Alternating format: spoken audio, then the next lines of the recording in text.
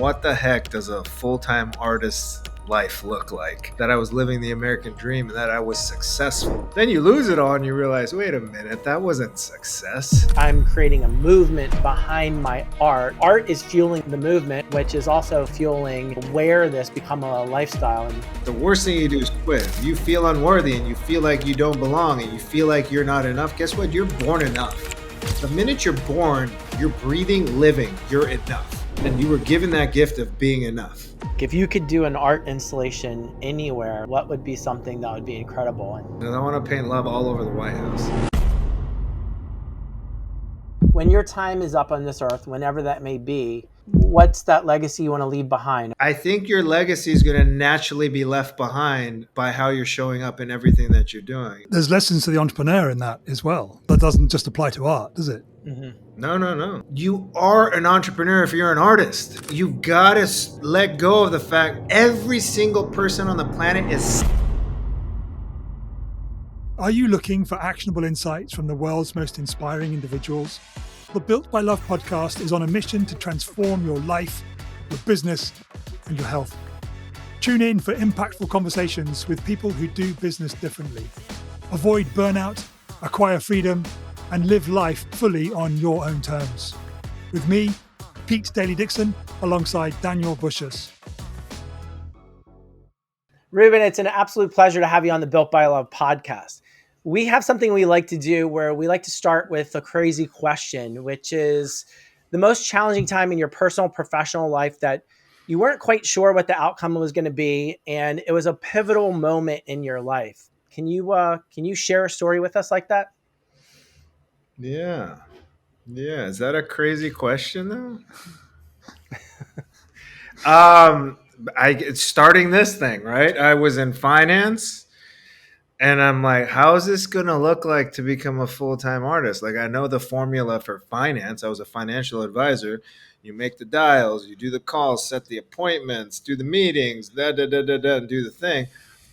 But what the heck does a full-time artist's life look like? That was the craziest time. But here we are. Obviously, it was the right choice because it's turned into something. Absolutely has. So what was behind the choice in the first place? Why those two worlds seem pretty far apart to the uninitiated? Oh, yeah. I didn't go to school to be an artist. I went to school to be an orthopedic surgeon. So there's actually a longer story.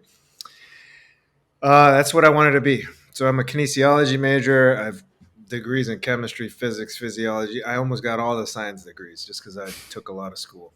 And a buddy said, hey, you should come try out loans. And that got me into real estate. My first month in real estate, I made $18,000. So I was like, $500,000 of med school debt, 10 more years of school, maybe bald, maybe fat, maybe who knows. And I still haven't started my life yet. 18 grand as a 22-year-old in real estate. I took the real estate route, and then it was 19, 20, 25, 30, 40, 50, 80.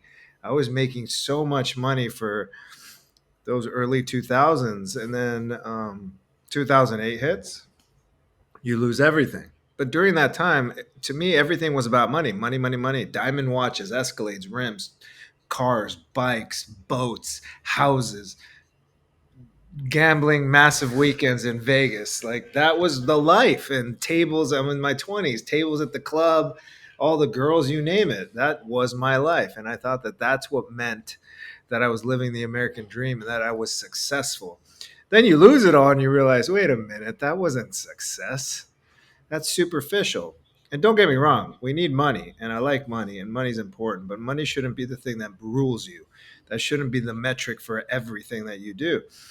So I go bankrupt, I lose everything, and I end up becoming a financial advisor. Hey, not very far pivot, right? Just as hard as a business, all commission, all on me, all everything. I hit the ground running 5 years into it, rookie of the year, leaders conference, lives, all the things. I did really well at it. And I just woke up one day and I was in my bed. I'm like, I hate my life. I am depressed. This is not what I can see myself doing for the rest of my life. And I don't care how good they tell me I am or how many millions I'm going to make. I already learned that being measured by my money wasn't the thing that's going to fulfill me or drive me forward. And here I was again being measured by money, performance, numbers. And I started like trying to sabotage my business. I was avoiding it. I was doing everything under the sun, but I still had to make money and pay bills. So I was still doing my business. So it was just this weird area of like being depressed. And now we're talking about 2013. Emotional intelligence and depression, none of that was really at the forefront as it is now. Now it's very much more prevalent. And a buddy of mine said, "Come grab a coffee with me. I want to share what I'm doing with you." And he shared with it. And I was like, "Yo, right place, right time. What do I have to lose? Sign me up." And that friend happened to be Lewis Howes, who's got one of the greatest, biggest podcasts in the world, The School of Greatness, right? So we've kind of just gone off this whole journey together and we've reinvented ourselves. And in that, I reconnected to my roots as an artist. I've always had skills in art. It just wasn't something I studied or went to school for or was shown as a path. And doing this whole work on myself, we ended up with our community service project as my first mural. It asked the question, who will you be? Because I was asking myself, who will I be? The question that I wasn't asking myself when I was laying in bed depressed, questioning everything about my life. And also questioning the fact that, like, you're single, you're in LA, you're in shape, you're good looking, you're successful. Why are you depressed? How dare you, right? How dare you be depressed? But that shouldn't be the conversation. Like, it doesn't matter what you do have or don't have. Like, these things are very real and mental health is very real. And I was just living through fear. I wasn't worthy. I didn't belong here. All those things. So that first mural asked, who will you be? And I painted 80 words on there: leader, responsible, humble, love, joy, amor, worthy, belong here, all of that stuff. So instead of looking at the world through fear, I'm like, well, what if I look at it through love? Mm-hmm. If I think I'm unworthy or feel I'm unworthy, love's going to tell me I am worthy and I belong here and all those things. So it's the same conversation. You're just looking at it from fear or you're looking at it from love. And you get a completely different outcome. And the interesting thing is your body physically reacts to fear and love the same way. For example, if you want to close your eyes or not, like, close your eyes and remember that first time you go in to kiss your first love. Physically, what does your body react with? What are you feeling? Sweaty, goosebumps, nerves, elevated heart rate. Yeah, Now for think of sure. a time. Now think of a time. Maybe you were in high school or something, and you were about to get into a fight, or thought you were getting into a fight, and it was a very scary moment. What's your body feeling? Yeah. All the same thing. So we react the same way to both. So, all these things just start, it's just a practice, and it's easy to be fear, right? You turn on the TV and it's fear, politics, tariffs, Trump, Nazis, you name it, wars in Ukraine and Russia. Like, all of it is just like, what is happening? It's sensory overload. But what if I look at all of that through the lens of love? There's always something good or some benefit or something. Or if anything, you don't let it ruffle up and stress you out all day long, because there's a lot of things that we can't control.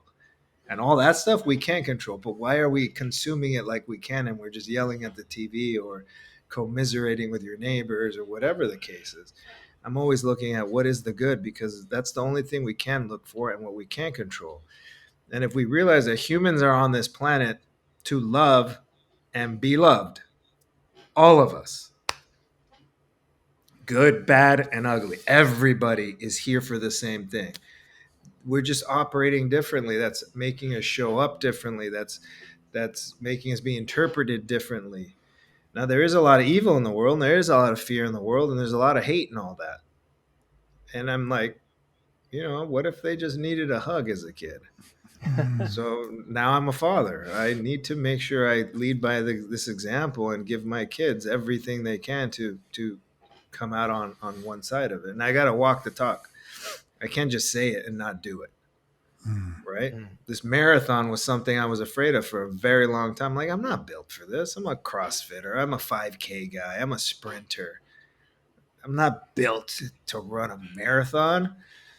And in January, we committed off of a whim with two other buddies. And I'm like, you know what? I'm going to put that fear to bed, because if I'm telling you to choose love over fear and to live through love, here's another fear I get to conquer.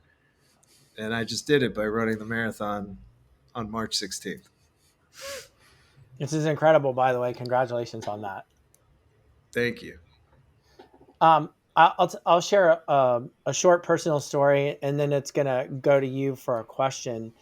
Uh, I was raised from a single mom. We did not, by any means, have any wealth at all, and so growing up was a great childhood, an incredible mother, but we struggled.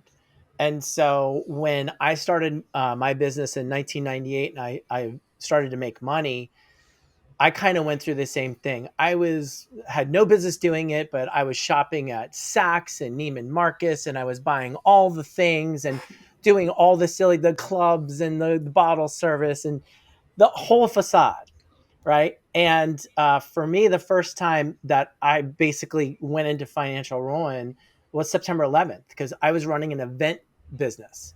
There was Mm, no events happening for a long time, yeah. and then I was in debt and all that kind of stuff. And I have gone through my ups and downs.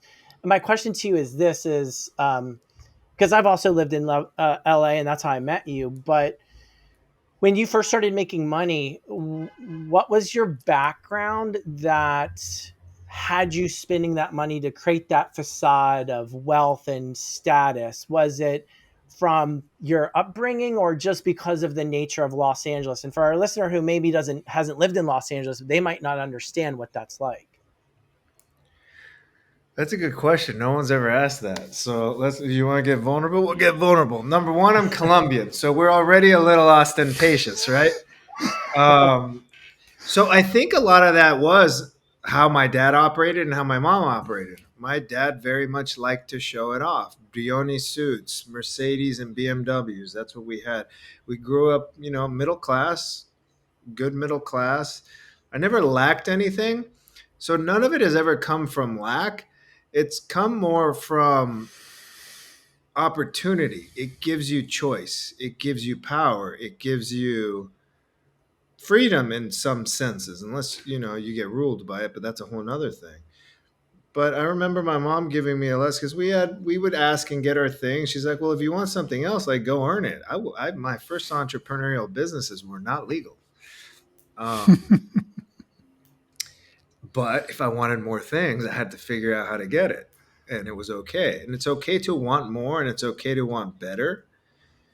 But some of it was that, my dad liked to show it off. But yes, we are in LA. I'm in the glitz and Hollywood and all of that. You walk by, we see celebrities and everything. I mean, you go here, you could throw a stone and hit a Range Rover, a Porsche, a Lamborghini just in Santa Monica. And then there's Beverly Hills, Bentleys and Rolls Royces. There's people driving cars that are worth half of someone's home. Like, although the real Well, estate here is now if more you're not in ridiculous. But If you're not in California, they're driving people's homes.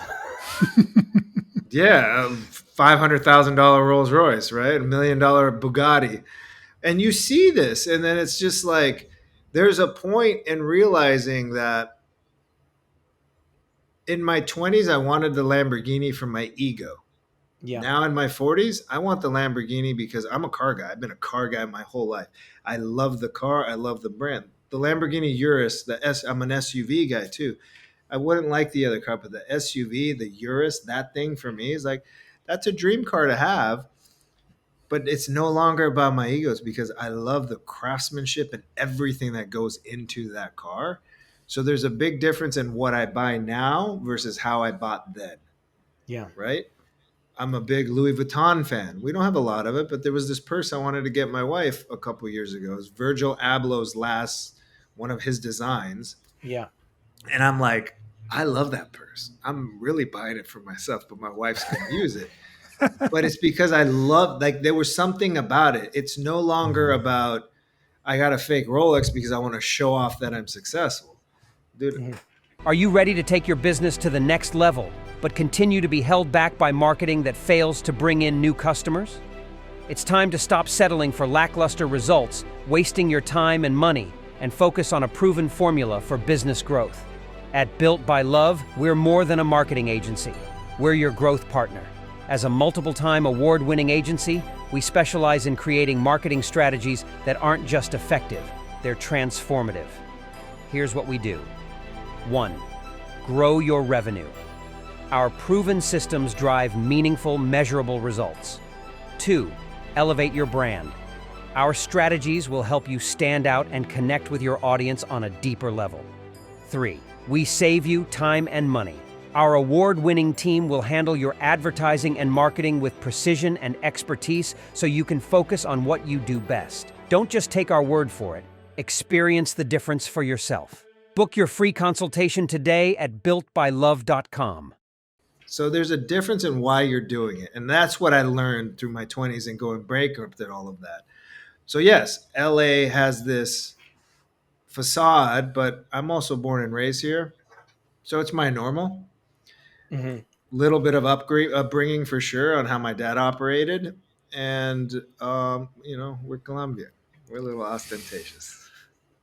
The loneliest I've ever been in my life was living in Los Angeles, and I had a huge social network. Like that's through your now wife, mutual friends, where I met you, and I was out every night and living a great life socially and all those things. And I was so lonely, and it was because I hadn't found that person. I had all of these other things in my life, but I hadn't found that person. So I kind of felt like I didn't have a base. Like, what was I doing Mm-hmm. going through the motions? And you referenced that, but I that resonates with me because I experienced that of what am I doing going through the motion? And yeah, so. No, but that's a good point too, because loneliness, there's multiple kinds of loneliness. And there's the loneliness as an entrepreneur. That's a whole nother journey we can get into, but that's now in a different life. But that other loneliness where you're filling this void and it's like you're almost too afraid to look in the mirror and say, hey, I'm lonely. Why do I feel alone? But I have all these things, and what am I filling it in? So it's your why. There's a difference in the scenario of the Lamborghini, my initial why or my now why. And then it's all the things that we buy.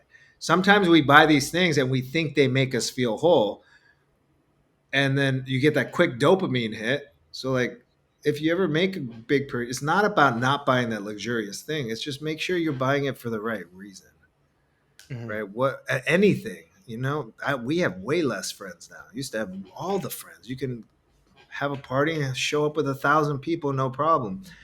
But it was a lonely 1,000 people because at the end of the day, we were all doing the same thing and it was kind of superficial. And did you really get deep down into the deeper conversations and things that you are now? And you see, I have kids now. Well, I'm at a different stage in life. And then you see some of the friends that had kids way earlier or don't have kids now, but they're doing the same thing. And you just start realizing it's okay. It's all an evolution and part of growth. Mm. But the loneliness is a real thing. It's also a big epidemic with men. Men feel lonelier than ever, and it's because we don't have friends. If you notice how men talk, hey, let's go to the game. Your buddies are here. You're watching the game, and you're just like, women talk in a circle, and they talk to each other. They look at each other. So next time you hang out with your male friends, instead of going to the bar and sitting this way, or just to watch the game, like you can go have the beers, but like let's sit at a round table and actually have a conversation. Mm. So that's another thing. That's just I noticed that amongst men, we are lonely in general, and we have the weight of our shoulders of all the things that we have. Mhm. And the world's also telling us that it's not good to be manly anymore. I'm like, what's happening? So anyway, We live in a crazy time. And you talked about, being a father, your husband, a father, an artist, an entrepreneur. I mean, you wear many hats, and you just, it's perfect timing because I believe that's an impossible balance between love, which is relationships, the people that are most closest to you, personal health and wellness of making sure that you're healthy and in a good state, that you can have those experiences with the people that you love. That's your true, in my opinion, true wealth are those two things. And then the catalyst, so you can have those experiences and have a nice home and things like that and care for your family, is the business side of it. So there's an impossible balance between what I kind of call those three foundational pillars. um, you're at the extreme of probably all of those. I mean, I go to the gym, I run, I cycle, I do these things. There's no way I'm anywhere near fit to doing an LA marathon. For those people, and by all means, like, don't get up and take your shirt off, but like, you're very fit. Like, you've got a six pack. Like, you could be in men's health and fitness. And don't worry, I'm not hitting on you, Ruben. But like, you are at the extreme on all of these things. You have Mm-hmm. an incredible family. You've got incredible business. You're doing art installations all over the world. You've got a clothing line. Like, we'll talk about some of these things in a moment. So how in the world are you balancing between these three things? Many people have a hard time just balancing the one pillar, but yet you're kind of seem to be doing it at the highest level of all three. The word is non-negotiables. You've got to have and set non-negotiables in your life, right? So when it comes to fitness, it's been a long base of fitness, right? I've been a three-sport athlete in high school, and then I played football in college, and then I found CrossFit. So again, it goes to your why, and there's many reasons for this why. One now that's at the top of my list is I want to play with my grandkids. Mhm. So I need to stay fit and healthy to play with my grandkids and to Yeah. run up pyramids and do all the things that I'm doing now with them and be that good example for my children too. They see us working out. They see us doing they're going to want to work out and naturally want to be better. Mhm. And to preface it, it's not working out for aesthetics. It's not just to look good in the mirror. Right. There's three things I say: look good, feel good, perform well. Perform well not only in your fitness but in how you're performing all day long. Feel good. How do you feel? How do you feel in your body? How do you feel energetically? How do you feel moving around? And then look good. How do I look in the mirror today? Am I happy? And that's it. Simple. Like, don't go saying I hate my nose and I've got a pimple. It's just like, yeah, I look good. I feel good. I'm going to perform well. Just like money should be a byproduct to all your success, the six pack, I say it's a happy accident. All these things are happy accidents and byproducts from putting in the work. If you do it for certain reasons, you're going to be miserable on that journey. And I spend an hour. I go to the gym, I take the class, I go home. It's an hour of my day. It's consistency and showing up, but it's definitely that base. And then committing to some challenges. Like 8 weeks ago, I committed to this marathon. You commit and you show up and you do it, and then you have that non-negotiable. That like I'm not going to quit on myself. And I think that applies in everything. I think how you do anything is how you do everything. So you can just take that. Where are you really crushing it in life? I'm like, can I just sprinkle some of that in this pillar that I'm not doing so well at, or this pillar that I'm not doing so well at, and kind of go back and forth and just look at it that way. Because some things falter, and I'll tell you this: I don't want to go to the gym every day. I don't, and those are the days that you need to go. I don't want to go to work every day. Mhm. I don't want to. This sounds terrible, but like there's moments where I don't want to play with my kid. I just like, yo, leave me alone. I want to be by myself on the couch because you have all these things going on. But then he's like, daddy, daddy. And then I tell myself, because you're allowed to be human and have these moments and not judge yourself for them. I'm like, I only have him for a certain amount of years where he's this small. My baby, now he's 4. Then he's going to be 16. Then he's going to be 20. He's going to be a grown man bringing home his family. So, however hard it is, just realize like time, time's not stopping for anyone, and that's the ultimate scorecard. So if I was in London when we were in London, I was walking him, and he didn't want me to put him down. It was like a 3.5 mile walk. Back hurts. I'm dripping sweat. He's kind of sleeping comfy. My wife's like, I'll trade with you because he didn't want to be put down. But then I try to trade. He's like, daddy. And I'm like, this is why I do it. But there's going to be the day that I can't do this anymore. Not because I physically can't, which will also come, but it's because he won't want it to be. He'll be too big. He'll be grown up. So that's what I do with all these things. I just look at like, what's worse on the other side? The worst I thing you love do is that. quit. The worst thing you could do is think you have time, and life is now. Trust me, I'm the king of procrastination. I'm not the greatest time manager, and I don't have checklists.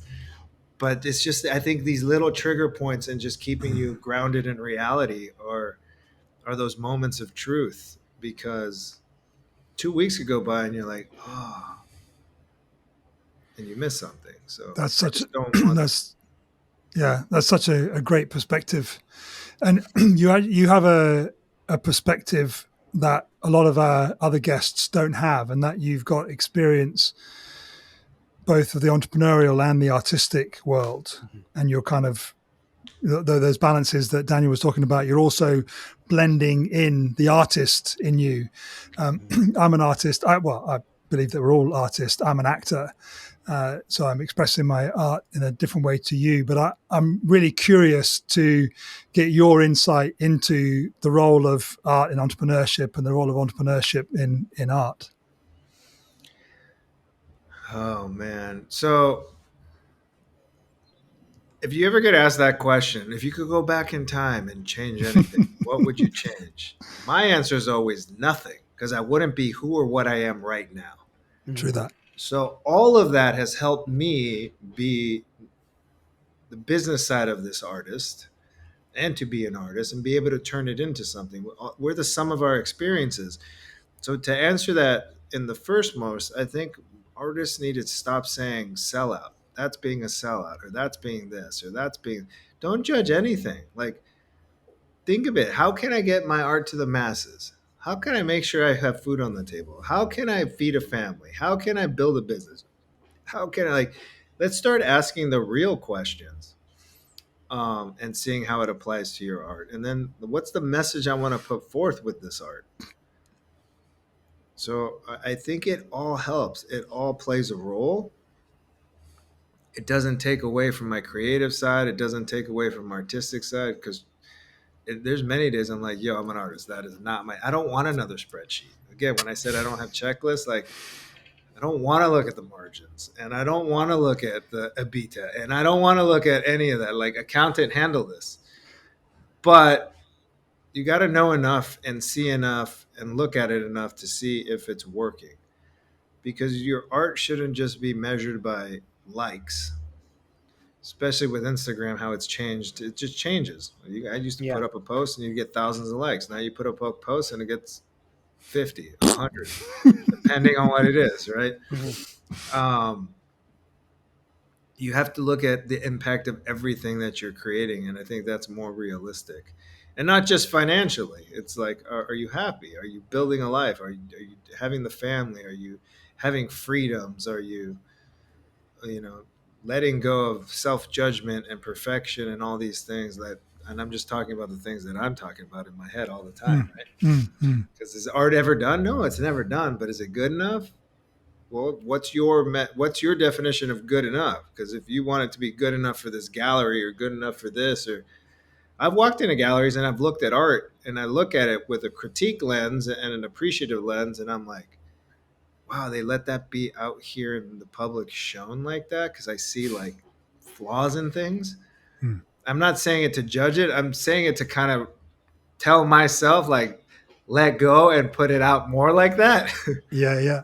Because in many cases I'm like, my line's gonna be, you're not gonna see you're not gonna see that, you're not, there's no overspray. So I think it's just being aware of But everything. there's lessons to the entrepreneur in that as well. That doesn't just apply to art, does it? No, Get it that's out what there. I'm saying. You are an entrepreneur if you're an artist. Yeah. Like, you've got to let go of the fact every single person on the planet is selling something. Even if you're not a salesman, you are selling something. You're selling to your friend to continue being friends. You're selling to your spouse to continue to love you. To your children, like, we got to stop thinking that being a salesman is bad. Yes, there's been a lot. Like, we just bought a new car. I hate dealing with car dealers and car salesmen, and it's gotten way better because there's like a lot of checks and balances now. But even with this, Luckily, I called my corporate contact, and the corporate contact got the car we got. And but when we still had to deal with some stuff at the dealership level, I'm like, "Yo, dude, this guy's trying to make the car $200 more a month. What the heck? We said it was this." You're an entrepreneur and you're busy, but we know that every business owner needs a podcast without the hassle of learning about production. Well, we figured it out for you. Activate Your Podcast is a service that offers everything you need to make a podcast that creates meaningful relationships with your clients at scale. The experts at AYP will work directly with you to produce 5-pillar episodes from a 2-hour conversation that captures the trust and love you are bringing to your ideal client. And the assets are all yours to create your own amazing marketing campaign. For the benefits of a podcast without the hard work, head to activateyourpodcast.com and let's create something great together. Now, back to the episode. And we whittled it all down, and see, my wife cracked the whip like, this is what we're getting, this is how it is, and this is what we're walking out with. And the guy, he probably didn't feel like he won, but he still sold the car.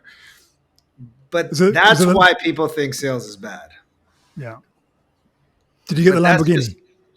No, not yet. Not yet. She says she's going to buy it for me one day when she sells like $100 million house or something. Yeah. There you go. Yeah. I would also, totally off topic here, but I would also, because I've looked at the Lamborghini Urus and it's amazing. And I know someone that owns it and I talked to them about it. And they said the suspension is what is the magic in the experience of driving that SUV. My dream vehicle is the Hummer H1, which continues to go up in value. Most vehicles do not go up in value, but the Hummer H1 does. And it keeps just going like just outside of my comfort zone of like, do I want to spend the money on that? But yeah, so that's a whole nother topic.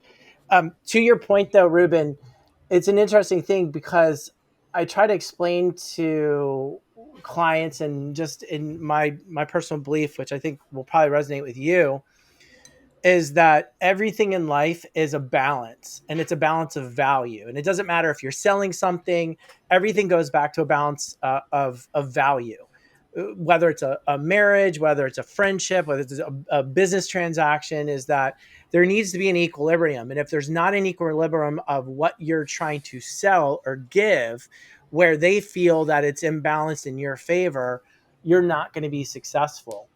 And this brings me to probably for the listener, maybe an off the cuff direction, but it's going to go to branding.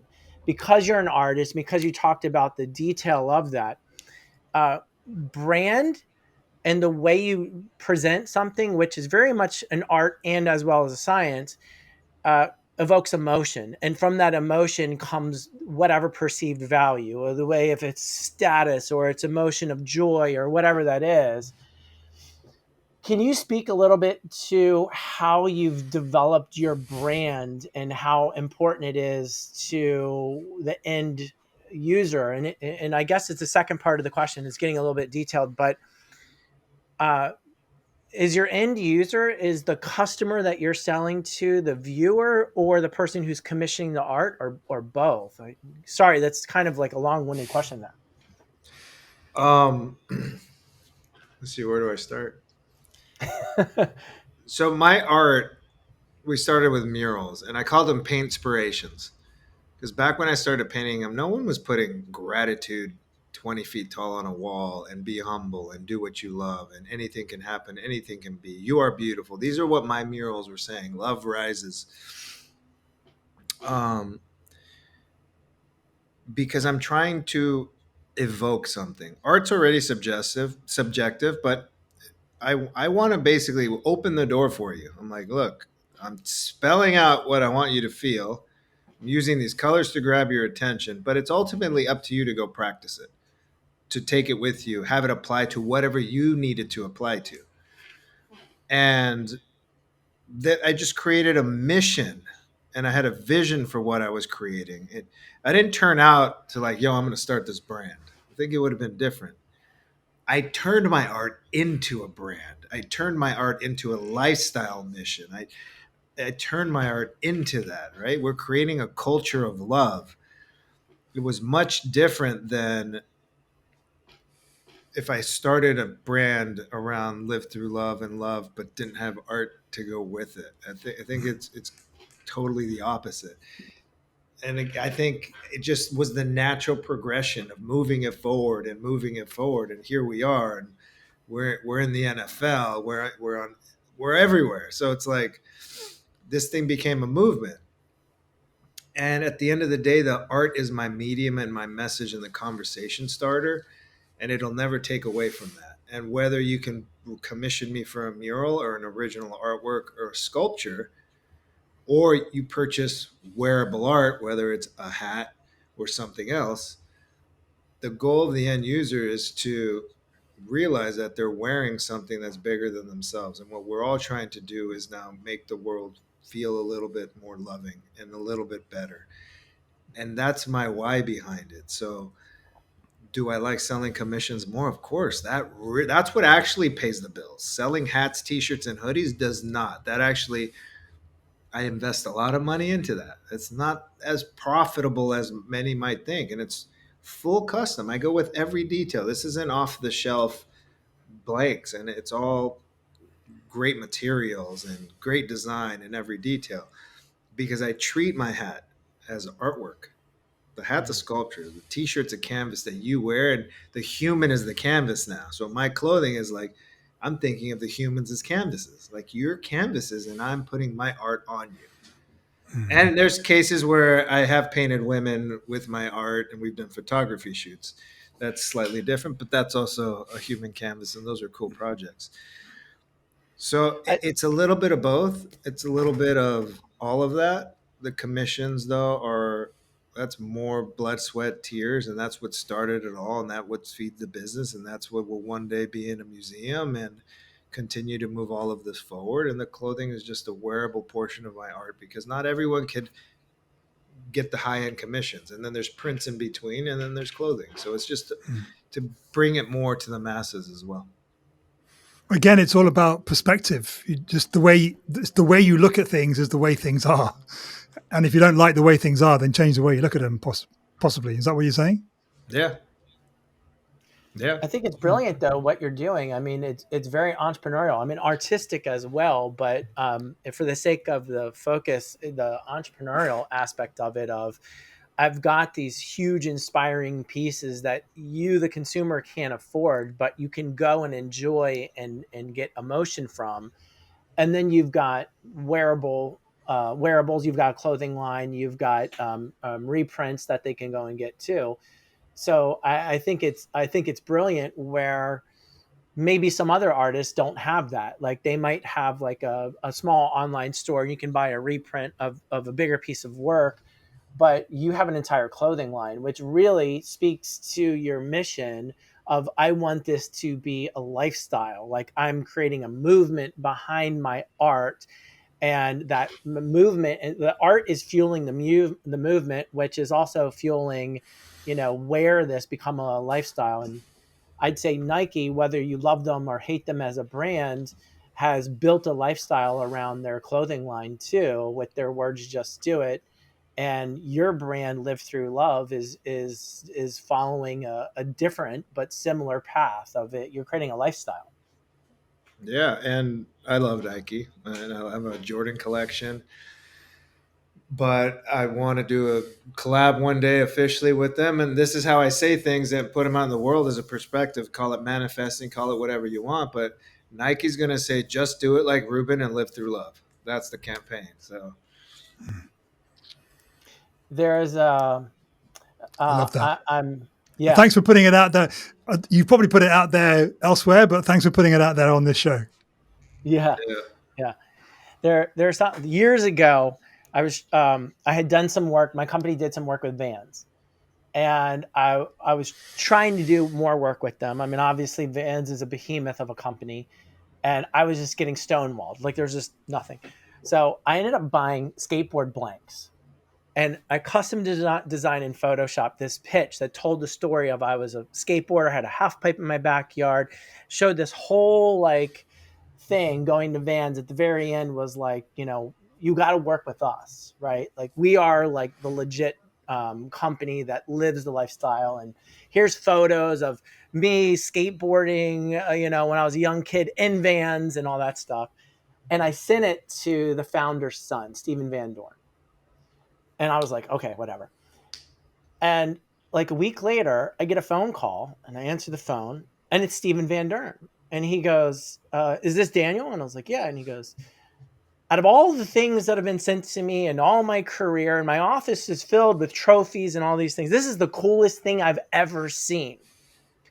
I want to be honest with you. I don't know if we can do work with you. We have a staff of 50 full-time marketers in the other room, but I'd like to meet you. Do you want to come down to the headquarters and spend some time with me? I ended up hanging out at the headquarters with him for 3 hours of his time. It was the most incredible thing. And so where am I getting at with this story is figure out whoever at Nike and do something and just send it to them. And like, I think that genuine of like art and entrepreneurial aspect that you obviously have is really kind of living your mission of putting action to words, like get the fear out there and just do it. Like, no pun intended for the Nike. No, totally. I mean, the theme for this year is just be love. But I love that story. And in many cases, you could look at it as a failure. I didn't get the campaign. Or you look at it as you got 3 hours with the founder of this thing as a fan. And that was 3 hours that you couldn't pay for. That was worth more than working with them because you wouldn't have had that anyway. And do you really want to be thrown in with all the other marketers and then the other agent? They have their marketers and they have their agencies, right? Like, Yeah. it's like so I think that's a massive win. But to that sense, we are now actively working on some Nike type pitches and so I'm going to start pitching like a dream to work with Louis Vuitton or Tiffany. I've done my own love necklaces. We did really well, handmade them in downtown here, but I can't scale them at the point that I want. And I'd love the Tiffany cosign. So imagine a Tiffany love necklace or bracelet or like, right, Louis Vuitton's pattern with my pattern. I've already made handmade Italian leather bags in New York on Italian leather. Now it's that, and then part of being an athlete my whole life, like I love that. So it's important for me. So I'm like, if I want to work with Nike, I got to stay in shape. They might say, hey, I need an artist that's a beast. I'm ready. The Olympics are coming. Like the dream for the Olympics is design all the uniforms for the athletes. I made mock-ups years ago. And imagine opening ceremony with a 15-foot love sculpture in there and the U.S. team comes out in red, white, and blue love gear. I mean, the America needs to show up like that. So like, yeah. I love it. That's incredible. Go ahead, Peter. I was going to take the conversation somewhere slightly different, so I don't know if you want to follow on from that. Okay. I was just going to say, Ruben, earlier you were vulnerable and you talked about depression and mental health issues and stuff, and on a one level, it seems like everything's going tremendously well. You're fit, you got your family, you got you live in your art and all the entrepreneurial stuff. What challenges you? What kind of brings you up against yourself, if not on a daily basis, then regularly enough to know that stuff that you've still got to work through? All of those same things that you just talked about. Right? How do you? That goes back to what I said earlier with non-negotiables and what are you committed to? If you're committed to a mission and you have a vision, you're focused and you could have an off day and you can have the thing, but like, am I one step closer to my mission and moving this forward and having this vision executed? Again, every day, not every day is good. Some days I'm in here, no joke. I'm like, you know what? I'm just going to watch some Netflix. I don't know what I want to do. My last week, where's my PO? My boxes are tomorrow. I have a hat drop.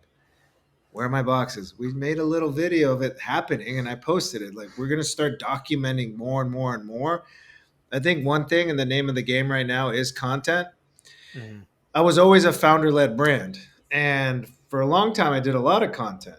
And then you get burned out after a while just doing it all. So then and chasing down people to help you with the content, every excuse in the book. But now I've got a full-time content guy. He's here full-time. We're coming out with marathon videos. We're coming out with videos almost daily, the daily dose of love, all these things that I've been wanting to do. And now we're just going to start pumping them out.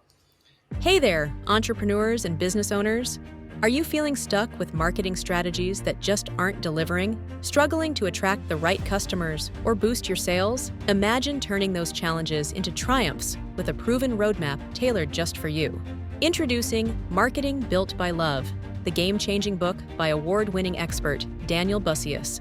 Marketing Built by Love is designed to tackle your biggest business pains head-on, whether you're battling low visibility, weak customer loyalty, or stagnant growth. This book provides actionable solutions that drive real results. Here's how it can transform your business. Boost your revenue. Implement strategies that convert leads into loyal customers. Strengthen customer relationships. Create meaningful connections that keep your clients coming back. Streamline your marketing efforts. Save time and money with effective, easy-to-follow systems. Don't let marketing woes hold you back any longer. Take control and watch your business thrive.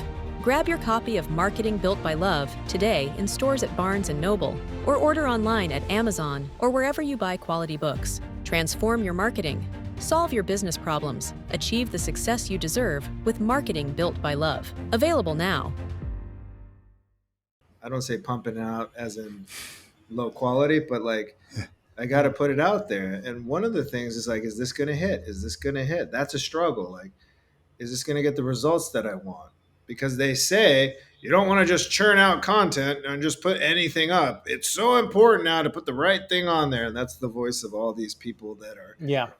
You see the video, how to go viral, how to like everything's a how to this. I'm like, look, I don't need that noise. I just need to keep moving my mission forward. So I'm doubling down on what got me here in the first place, because the last couple of years I've tried to do other things, maybe become more of a what's a clothing line look like? I just need to go back to like, what does this look like? I'm the designer here. I'm guiding it. And I got this far being this way. Let me continue being that way. And now bringing people on that are going to continue fueling it the way I want.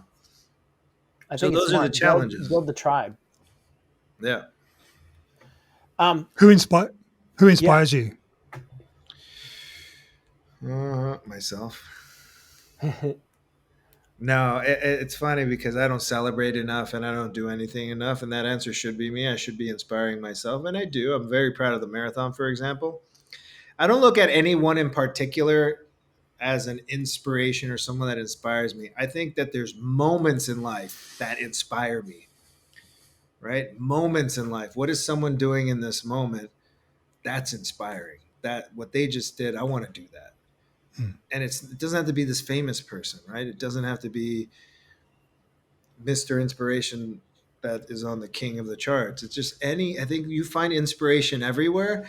And I think in many cases we're looking in the wrong places.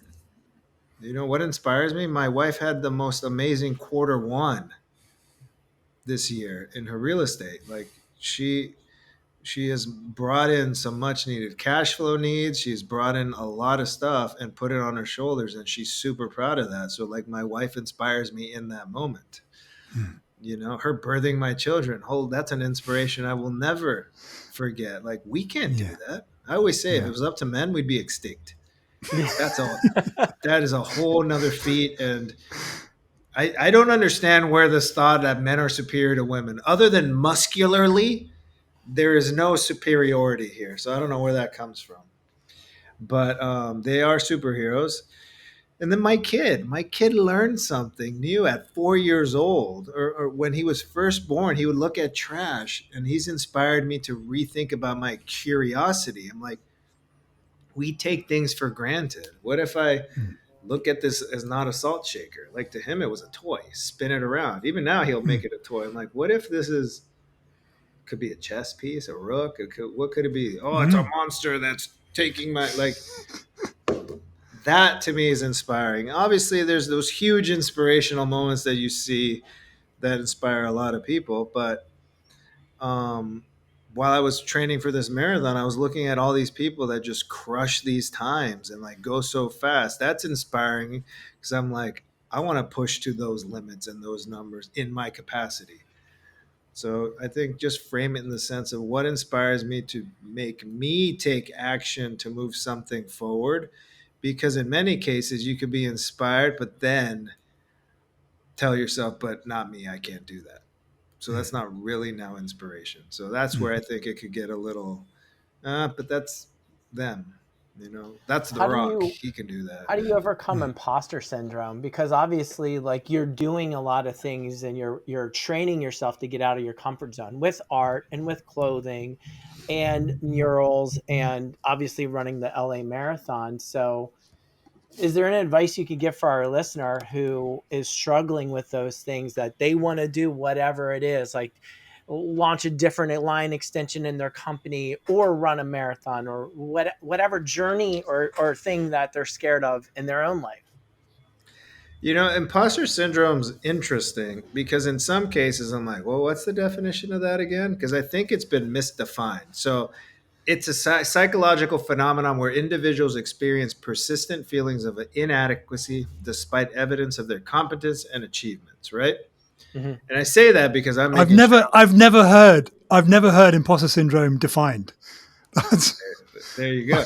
So I think in thank many you. cases it's not being applied correctly because they say fake it till you make it. Well, if you fake it till you make it, is that imposter syndrome? No, but it's this constant. I think it goes back to what I'm telling people. Like, if you feel unworthy and you feel like you don't belong and you feel like you're not enough, guess what? You're born enough.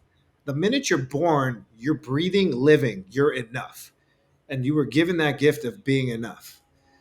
And then your self worth obviously comes from upbringing and your surroundings and all of that. And hopefully you do feel worthy. But if you don't, you could do some work and start adding to that worthy bank. And then belonging, obviously, we all want to belong. Humans, we're social creatures and we want to belong. So, do I ever feel imposter syndrome? Not like I'm inadequate. It's more like I. It's more like I could do better. I always say I could do better. I could do more. And then I look at doing better and doing more. But then when I do better and more, I say I could do better and more. So I constantly raise my bar. So then maybe it keeps me in that. But the only other way I could answer this is like, you used to have this whole intro. Oh, I'm a street artist, muralist, designer, this, that, writer, poet. I'm like, why do I need to put all these labels? I think the more labels we put on, and we can get real political with it, and it's like all your pronouns, all your initials, all your this, all your that. That to me, and I will hang this until on my grave, creates more divisiveness. Because the minute you introduce yourself, hi, I am, you don't even have opportunity to get to know someone. If you already have a bias, you're going to shut them out, Yeah. and vice versa.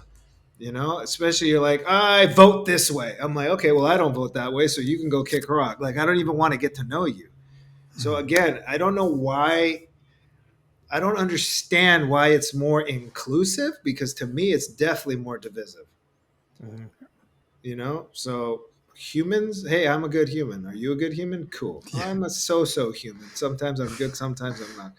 Or I'm an evil human, like the psychopaths and sociopaths. That's a little bit different. But the only time, again, going back to imposter syndrome or when I get confused with that definition or what I was, is I would say I was this artist with all these things. But at the end of the day, I've made hip hop songs with my rapper artist friends. We've made these things together for a campaign for one of my hat drops or just to make a song. And these songs are on Apple and Spotify and streaming. And I would say, well, I'm not a musician. I'm not a rapper. I can't make that, but I did make it. So now it's just like, just be the artist. I'm Yeah. Ruben. I'm an artist.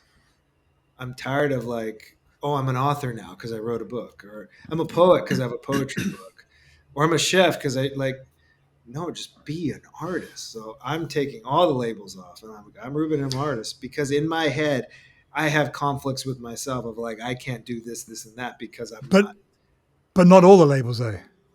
Because you're still labeling yourself as an artist. Yeah. I'm not talking about. You still need to introduce yourself as something. You can be How creator. I'm not how saying can all like an labels are bad. entrepreneur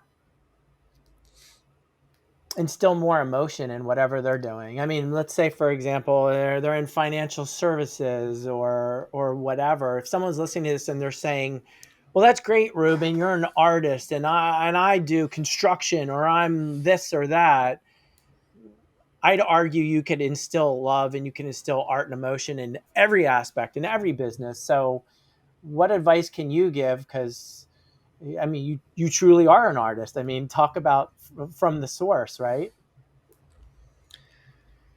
You could, if you really wanted, you can enroll anyone into believing they're an artist. Some people, I ask, like when I do talks, sometimes I'm like, "Who's creative? Who thinks they're creative or not?" And most people are like, "I'm not creative." What was your breakfast today? And they're like, "Oh, well, I made scrambled eggs. I diced some bell peppers, put some cheese and some bacon." And like, that's creativity right there and how you created your food. Who dressed you today? Oh, I dressed myself. That's creativity in how you dress yourself. We're not talking about taste and style. We're talking about just creativity. At the end of the day, taste and style out the window. You had to figure this out to put it together. So we're all creatives and we all create. We have the ability to create with our hands, with everything. So let's just realize that we are all creating something. And then whether you define yourself as an artist or not, I think again there's certain labels that are needed in a sense of like, hey, I'd love to be a Formula One driver. I could say I'm a race driver because I drove my car fast before, but there's art in their craft and how you drive a car and negotiate corners and stops For and this. sure. So like there's artistry in everything, but that doesn't mean it is Yeah. what you are. I think we are all humans, we are all creators, and then go from there into your craft. So if you're in construction, you're like, I just lay brick. But how do you lay the brick? What's the art in your form of laying that brick? What's the art in your form of cooking? What is the art in your form of asking questions? And ultimately, I think it comes down to your why. Simon Sinek, what is your why? So you want to bring more emotion and more feeling? Why are you doing it? My why in finance, I convinced myself that I was doing it for my clients, which I was because I had a claim, I had a life claim, and delivering that check hurt. But I was like, wow, here's a really fat death benefit. I had a disability claim. She lost the use of her hands, but here's a monthly income that you're coming in to get now. You started your Roth IRA. Look at all this money you have now in retirement. Like that is a service to people. In most cases, they don't think they need it. That was part of the hard part. But at the end of the day, I was only measured by money and sales. They didn't care if I found the greatest client's solution. But so, what is your why? And if your why is I want to deliver as many life insurance policies to the world because I know the power and the benefit of what it does for a family at that time in need, even though it's a 1% to 2% chance that your term insurance will be claimed. But if you get UL or whole life, that will go to the estate and move forward. So, again, what's your why? How do you care? And how knowledgeable are you in your space to deliver the best products and services to whoever you're serving? I love it. Where is your inspiration? I know you've already said about like the Olympics, but like if you could do an art installation anywhere, like what would be something that would be incredible? And by the way, the Olympics sounds pretty incredible, so maybe you've already answered that. There's the Olympics, but I had an answer for this question, and I want to paint love all over the White House, That's amazing. like this style, the White House with colored loves all over it. That would be if we could just show up this country. I believe in this country. I believe in everything about the American dream. I'm first generation born here. My parents immigrated legally. I know there's a lot of political talks on all this stuff on both sides with everything, and there's a lot of things that I believe in. And put politics aside, look at the country and the people that live there, you know, and go for there. So I think if this country starts living through love, it Mm. might be a better place. I have a I hat. couldn't agree more. I don't know if I have it here. It says it's like a MAGA hat, but it's Make America Love Again. It's got a flag on it, but instead of stars, it has a love. I've got samples made, but I haven't dropped it yet. I'm waiting for the right time. I don't know when that's going to be, but it's going to be triggering. But it's a beautiful hat, and it's important because you can complain. Make America Great Again. It's triggering because the person that started it, however your politics are. But if someone else said that, it wouldn't be as triggering. So sometimes I wear the Make America Love hat. People go up to me and stop me like, "Oh my God, I thought it was." I'm like, and this says love though. Like what? What's wrong with America being great again? And again, it goes back to all the labels and the division and the this and the that. And what's the greater purpose? How can we look at it through the lens of love? And just try to like skew the hate and the fear and everything. And like, can I reframe this a little bit? Can I look at it a little bit better so that at least I can feel a little bit better inside? Like, let's forget everyone else. Like, start with you, and the ripple effect will continue moving forward. Yeah. Would The you say Beatles that's had it the right, legacy? didn't they? Yeah, they did. I have this clip Love with is, John Lennon that I'm going to work into a video. love is all you need. Yeah. I love it. Would you say that's your legacy? Is to live through love? Is that, how do you want, when your time is up on this earth, whenever that may be, what's that legacy you want to leave behind? I mean, obviously there's going to be one for your family, but for the greater good of the world and the art that you put out there. You know what's interesting with that question is like, I don't get up and like, what's my legacy? What am I leaving? I know a lot of people do think about that, not to take away from it. Right. I think your legacy is going to naturally be left behind by how you're showing up in everything that you're doing. And at the end of the day, in 100 years, almost everyone's forgotten, Right. unless except for some key figures in history, right? Unless you do something so pivotal. But I think it's just continue to showing up and moving this vision forward. And my legacy is going to be within my children. And if they live through love and do it however they do it, and they do it to their kids, and they do it to their kids, and everyone I can inspire, that's the legacy. It's like other people are inspired to choose love and live through love and operate from that space. And if that becomes contagious, Boom. and one day they're not going to know Ruben did this. And I don't care. It's like, is the world better though? I would love to look down and be like, wow, we did it. Hopefully it wasn't 1,000 years later. Maybe, maybe it's 100 years later. I don't know. But if you What is it? say I'm on a world peace mission, that's more from like an egoic, I'm going to do this. But if I unpack everything I'm doing here and I unpack other things, like what I'm doing here is a world peace mission, one by one by one. And maybe at the end of the day, there is world peace. That isn't what I'm solving for. That isn't the mission. But if you can add that to everything, say like, what is this reverse engineered? And then how do we get to that point?